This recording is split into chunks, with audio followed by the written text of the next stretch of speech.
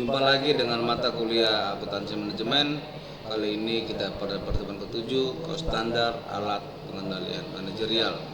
Cost standar adalah bagi manajer membutuhkan cost untuk cost standar per unit untuk tujuan pengendalian cost. Cost standar per unit adalah cost yang seharusnya dikeluarkan untuk menghasilkan satu unit produk jadi. Pengendalian cost secara tradisional acapkali diartikan sebagai proses mengukur hasil aktual dan membandingkannya dengan cost standar dan membandingkan dengan hasil dan rencana.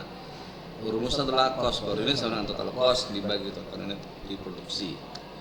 Keputusan kuantitas adalah sebuah keputusan untuk menjawab pertanyaan berapa besar jumlah yang akan diperlukan untuk menghasilkan suatu unit output. Sementara keputusan yang harga adalah keputusan yang untuk menjawab pertanyaan berapa harga yang harus dibayarkan untuk setiap unit input yang dipakai dalam menghasilkan suatu unit output. Keputusan kuantitas akan menghasilkan kuantitas standar dan keputusan harga akan menghasilkan suatu harga standar.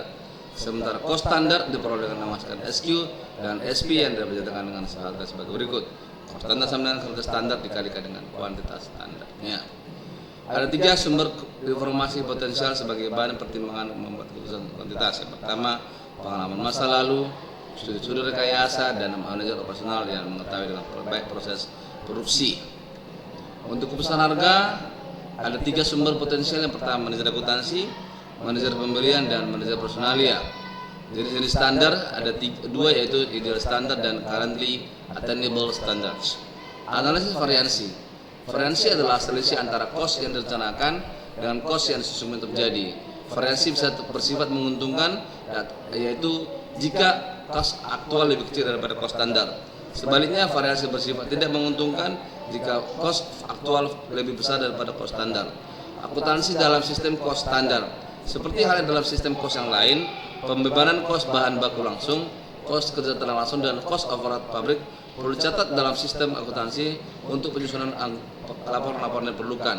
Dalam sistem cost standar timbul masalah jika terjadi perbedaan antara cost standar dan dibebankan ke cost produksi yang cost yang sesungguhnya dikeluarkan.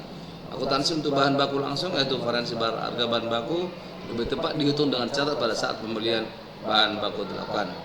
Akuntansi untuk tenaga kerja langsung tidak seperti pencatatan cost bahan baku dan variansi cost bahan baku. Variansi upah tenaga kerja langsung baik untuk variansi variatif maupun variansi efisiensi secara bersamaan. Karakteristik cost overhead pabrik yang sangat kompleks tersebut menyebabkan cost overhead. Adapun karakteristik cost overhead adalah 1. Bersifat campuran, bersifat insidental, bersifat fluktuatif, bersifat produk, dan bersifat signifikan.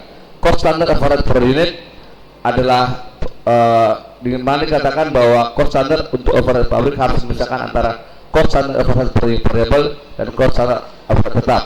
Pemisahan ini penting karena unsur cost overhead tersebut akan bereaksi dengan cara berbeda jika terjadi perubahan tingkat aktivitas ataupun volume.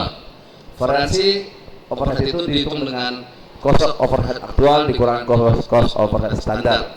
Analisis variansi overhead variable. Variansi total overhead variable secara sederhana didefinisikan sebagai perbedaan antara overhead variable total dengan overhead variable sebagai total.